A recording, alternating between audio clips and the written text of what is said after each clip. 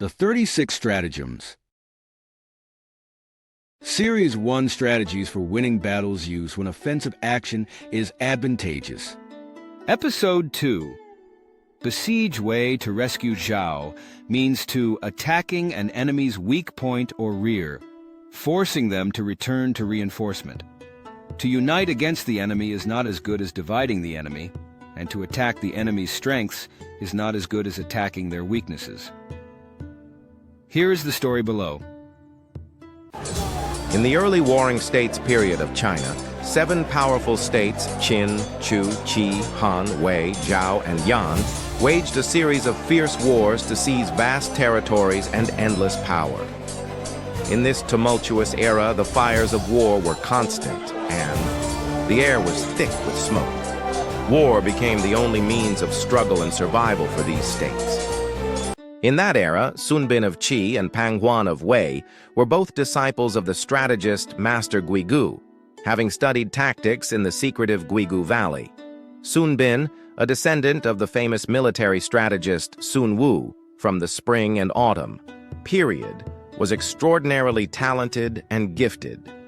Pang Huan, although skilled in his own right, grew increasingly jealous upon realizing that Sun Bin's intellect far surpassed his own, leading to deep resentment and animosity. During the reign of King Hui of Wei, Pang Huan returned to his country after completing his studies, and Sun Bin personally saw him off as he descended the mountain. Before parting, Pang Huan said confidently to Sun Bin, "Sun Bin, when I return to Wei, and if I am favored by King Wei, I will certainly recommend you." Sun Bin smiled slightly and replied, "Very well. I look forward to hearing good news from you." After Pang Xuan returned to Wei, he successfully persuaded King Hui of Wei with the military strategies he had learned. King Hui greatly admired Pang Xuan's talents and appointed him as the general, also giving him the position of military strategist. Soon after, King Hui of Wei learned that Pang Huan had a senior named Sun Bin, who was a descendant of the famous strategist Sun Wu, well-versed in military strategy and exceptionally talented. As a result, King Hui decided to have Pang Huan summon Sun Bin. However, Pang Huan knew that Sun Bin's talents far surpassed his own and feared that King Hui might favor Sun Bin, neglecting him. Despite his concerns, the king's orders were given, and Pang Huan had no choice but to summon Sun Bin to the palace. After conversing with Sun Bin, King Hui of Wei was deeply impressed by his profound knowledge and recognized that he truly lived up to his reputation. He appointed him as a guest official and frequently summoned him to participate in discussions on state affairs and military matters. Pang Huan, filled with jealousy, devised a plot to frame Sun Bin, falsely accusing him of secretly colluding with the state of Qi. Sun Bin was wrongfully accused and subjected to harsh punishment. His face was branded with markings, his kneecaps were broken, and he was left a cripple, unable to walk and only able to crawl. Soon after, the envoy of Qi, Chun Yukun, arrived in the capital city of Wei, Daliang.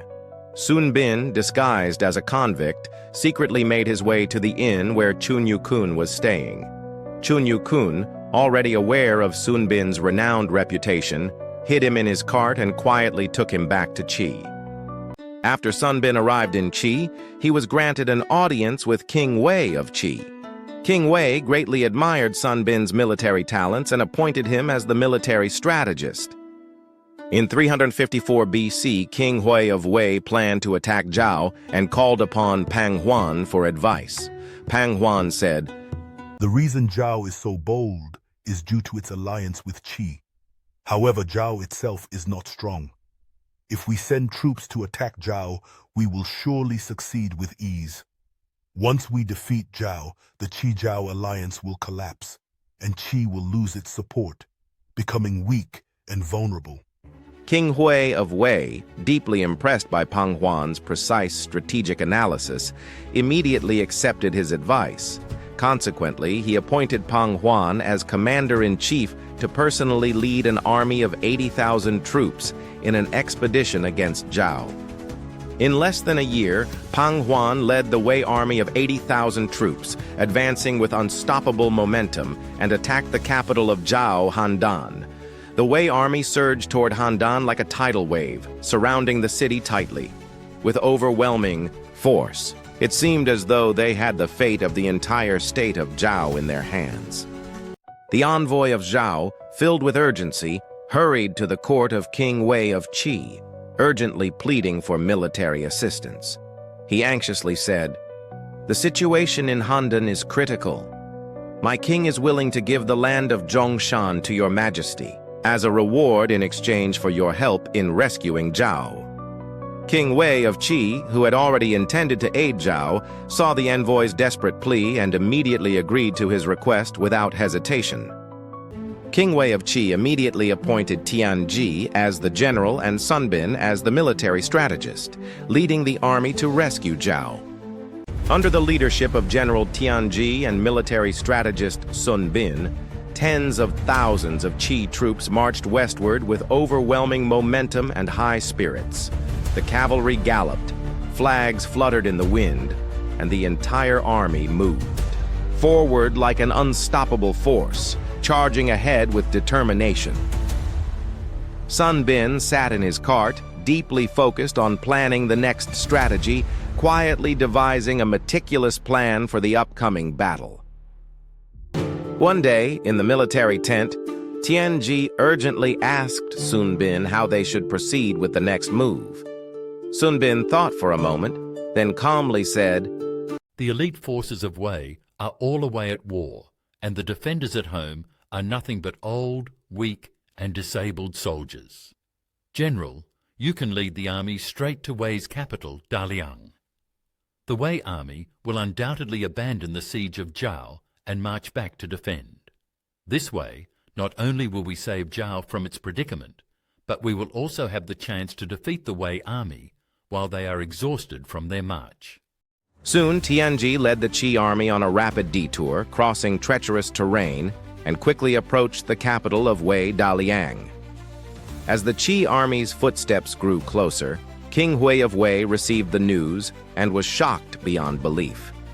He quickly dispatched swift cavalry to deliver an urgent command to Pang Huan, ordering him to immediately withdraw his troops and rush back to defend Daliang.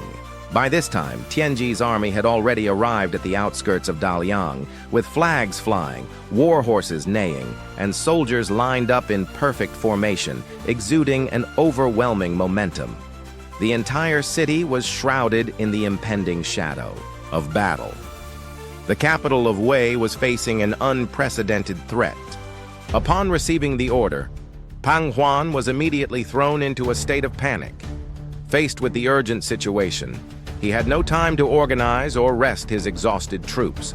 The orders were swiftly given, and the entire army mobilized to rush back and provide aid. Soldiers hurriedly donned their armor, and war horses galloped. The camp was in disarray, with tents quickly being taken down and equipment piled up haphazardly.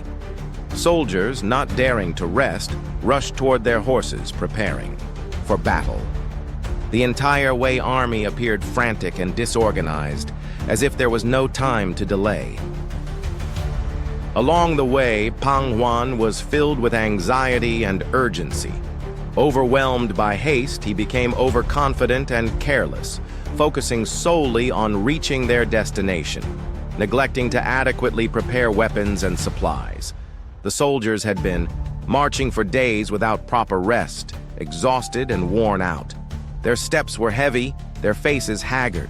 On the dust-covered road, the soldiers pushed forward with great difficulty, their sweat mixing with their fatigue. The war horses, too, showed signs of exhaustion from the long journey. The entire army was enveloped in an atmosphere of weariness and urgency. The Wei army reached Guiling and crossed a narrow mountain valley, with towering cliffs on both sides like sharp blades. Suddenly, hidden troops emerged from all directions, and the Wei army was completely surrounded. Boulders rained down like a storm, knocking many soldiers to the ground, blood spurting from their wounds. At the same time, archers hidden in the mountains launched a relentless hail of arrows, and the Wei soldiers were unable to defend themselves, falling one by one. The entire scene was chaotic and brutal, with soldiers struggling for survival, their cries mixing with the sounds of death. The battlefield was shrouded in a dark shadow as the Wei army suffered devastating casualties, helpless against the onslaught. Afterwards, Pang Huan finally learned that the true commander of the Qi army was none other than Sun Bin, the expert in military strategy and his bitter enemy. Upon realizing the truth, Pang Huan became frantic, pounding his chest in frustration, his face filled with regret and shame. He could not accept that he had been cleverly outwitted by Sun Bin, and cried out in agony, I never thought he would truly betray Wei and join Qi. I completely fell into his Besiege Wei to rescue Zhao. Trap! From then on, Sun Bin's name spread throughout the world. His work, The Art of War by Sun Bin, was passed down through generations, becoming one of the classical texts on military strategy. Alongside Sun Wu's The Art of War, Sun Bin's wisdom and tactics came to be revered by later generations as part of the Sunzi Art of War, an eternal classic of the art of warfare. The second strategy, Besiege Wei to rescue Zhao. This strategy explains the use of diversion to divide and redirect. For a weaker enemy, seize the opportunity to eliminate them, much like building a dam to block the flow of water. Against a stronger enemy, one should avoid their strengths and attack their weaknesses, targeting their vital points to cause setbacks and create a diversion. By encircling the enemy, one can resolve the situation. If you're inspired by strategies like this and want to explore more about ancient wisdom and modern applications, subscribe to the Light of Thought channel now. Let the light of wisdom guide your path.